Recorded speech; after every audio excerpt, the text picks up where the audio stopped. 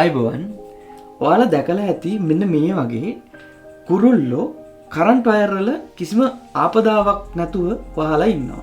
නමුත් වවුලෝ වගේ සත්තු කරන්ට් වයර් එකේ ගිහිල්ලා එල්ලුණාට පස්සේ විදුලි සැර වැදීම නිසා මැරිලා යනවා. ඒතර මේකට හේතුව මොකද්ද? මෙන්න මේ ගැන තමයි අද මම පැහැදිලි කරලා දෙන්න යන්නේ. මේ වගේ වීඩියෝස් බලන්න ඕන නම් channel එක subscribe කරන්න. Rich in Physics, Rojith Wickramagai. හරි මේකයි කතාව. ඔයාලා දැකලා ඇති මේ වගේ කරන්ට් වයර් එකක් ගත්තාම ওই කරන්ට් වයර් එකේ කුරුල්ලෝ කිසිම ප්‍රශ්නයක් නැතුව ඔය විදිහට වහලා ඉන්නවා. නමුත් වවුලෝ ගිහිල්ලා මේ කරන්ට් වයර් එකේ එල්ලුණාට පස්සේ ඒ කට්ටිය කරන්ට් වැදිලා මැරිලා යනවා. ඒතර ඔකට හේතුව මොකක්ද? ඔකට හේතුව පැහැදිලි කරන්න කලින් විභවය සහ විභව අන්තරය අතර සම්බන්ධය මම ඔයාලට පැහැදිලි කරලා දෙන්නම්. මේකයි කතාව. කිසියම් ලක්ෂයක විභවයක් කියන්නේ ඒ ලක්ෂයට ආවේනික දෙයක්. ඒ කියන්නේ මෙහෙමයි. හිතන්න අපි ගාව වතුර ටැංකියක් තියෙනවා. වතුර ටැංකි දෙකක් තියෙනවා. ඔය වතුර ටැංකි දෙකේ මෙන්න මේ වගේ එකක වැඩි මට්ටමකට ජලය තියෙනවා, අනිත් එකේ අඩු මට්ටමකට ජලය තියෙනවා. එතකොට මෙන්න මේකේ තියෙන ජලය ප්‍රමාණය කියන එක වගේ දෙයක් තමයි විභවය කියන්නේ. ඒ කියන්නේ ඒක ඒ ලක්ෂයට අදාළව විතරයි අපිට කියන්න පුළුවන් විභවය කියන එක.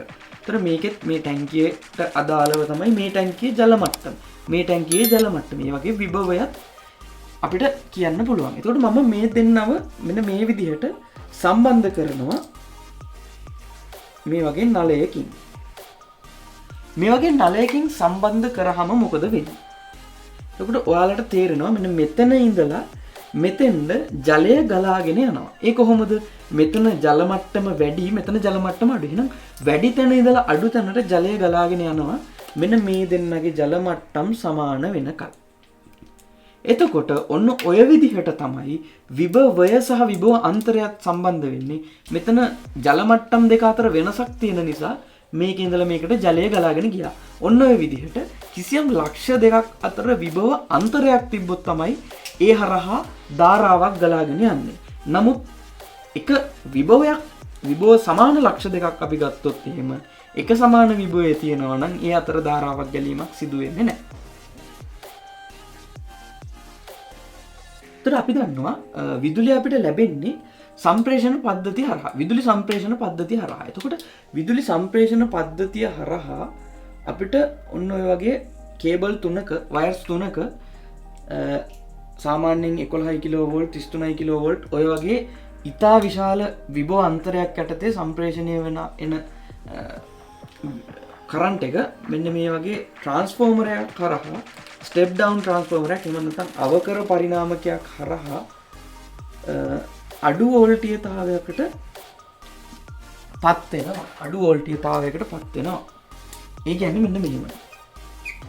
230 වෝල්ට් 400 වෝල්ට් වගේ අගයක් තියෙන වෝල්ටීයතාවයකට පත් වෙනවා. එතකොට ඕක තමයි ගෘහස්ත විදුලි සැපයුමට අපිට ලැබෙන්නේ. සාමාන්‍යයෙන් ඔයාලා දැකලා ඇති මෙන්න මේ වගේ කණුවක් ගත්තාම ලයිට් කණුවක් ගත්තාම ওই ලයිට් කණුව මේ විදිහට වයර්ස් 4ක් තියෙනවා.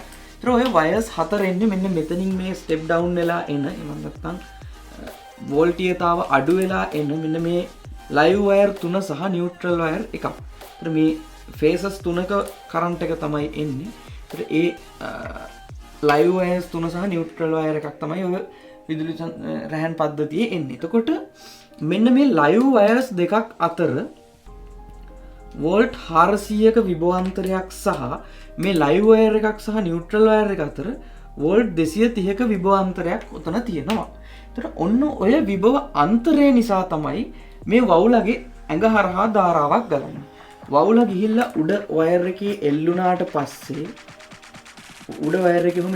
පස්සේ එයාගේ ඔළුව මෙන්න මේ යට වයර් එකේ ගෑවෙනවා. ඔන්න ඕක ප්‍රතිඵලයක් විදිහට මෙතන අතර විභව අන්තරයක් ගොඩනගෙනවා. ওই විභව අන්තරය නිසා අධික ධාරාවක් වවුලගේ ශරීරය හරහා ගමන් කිරීම නිසා වවුල මරණයටපත් වෙනවා. ඒතර කුරුල්ලා එක වයර් එක තමයි වහලා ඉන්නේ. ඔය එක වයර් එක දිගටම ගත්තොත් එහෙම ඕකේ විභවය සමානයි. ඉතා කුඩා විභව බැස්මක් වෙනවා මේ සම්ප්‍රේෂණයේදී සිදුවන විභව බැස්ම.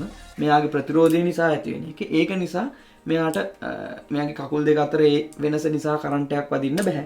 නමුත් මෙන්න මේ කුරුල්ලත් බැරි වෙලාවත් තවත් වයර් එක ස්පර්ශ වුණොත් ඒ කුරුල්ලටත් විදුලි සර වැදීම නිසා මරණයටපත් වෙන්න වෙනවා.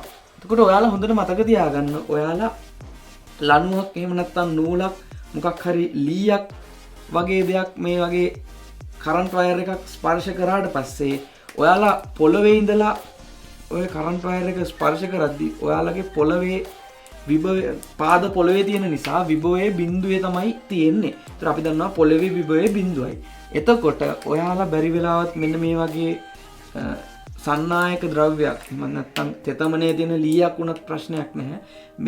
මේ වගේ එකක් ගිහිල්ලා ස්පර්ශ වුණොත් එහෙම බැරි වෙලාවත් ඔන්න ඔය සන්නායක එහෙම නැත්නම් අර පොල්ල දිගේ කරන්ට් එක ඇවිල්ලා විභව අන්තරයක් උතනදී ගොඩ නැගෙනවා. ඒ විභව අන්තරය නිසා කරන්ට් එකක් ඇවිල්ලා ඔයාගේ ශරීරය හරහා කරන්ට් එක පොළොවට භූගත වෙන්න පුළුවන්. ඔන්න ඕකේ ප්‍රතිඵලයක් විදිහට ඔයාටත් විදුලි සැර වැදීමට ඉඩ තියෙනවා. ඒක නිසා ප්‍රවේශම් වන්න කියලා මතක් කරනවා. එතකොට මේ සිද්ධිය මේ විදිහට තමයි වෙන්නේ. ඔකෙන් ගණන් අහන්න පුළුවන් ඔයාලගෙන් මේ විදිහට කුරුල්ලෝ කීප දෙනෙක් දීලා මේ වයර් එකේ ඉන්නකොට මෙයාට විදුලි සර වදිනවද? එහෙම නැත්නම් මේ වගේ කැඩිච්ච කෑලි දෙකක් වයර් කෑලි දෙකක කොහොම කුරුල්ලා ඉන්නකොට විදුලි සර වදිනවද? මෙන්න මේ විදිහට ඉන්නකොට විදුලි සර වදිනවද? එහෙමත් නැත්නම් කිසියම් උපාංගයක් ඔය වගේ ප්‍රතිරෝධයක් කොහොම තියෙනකොට දෙපස කුරුල්ලා ඉන්නවා කොහොම එතකොට කුරුල්ලට විදුලි සර වැදීමට ඉඩ තියෙනවද? ඔන්න ඔය වගේ ප්‍රශ්න අහන්න පුළුවන්. එහෙමත් නැත්නම් මෙන්න මේ වගේ පරිණාමක සම්බන්ධ කරලා වෝල්ටිය තව අඩු වැඩි වෙන ප්‍රශ්න අහන්න පුළුවන්. මේ වගේ ප්‍රශ්නයක් අහුවොත් උත්තර දෙන්න කොහොමද කියලා ඔයාලා ලෑස්ති සූදානම් වෙලා ඉන්න.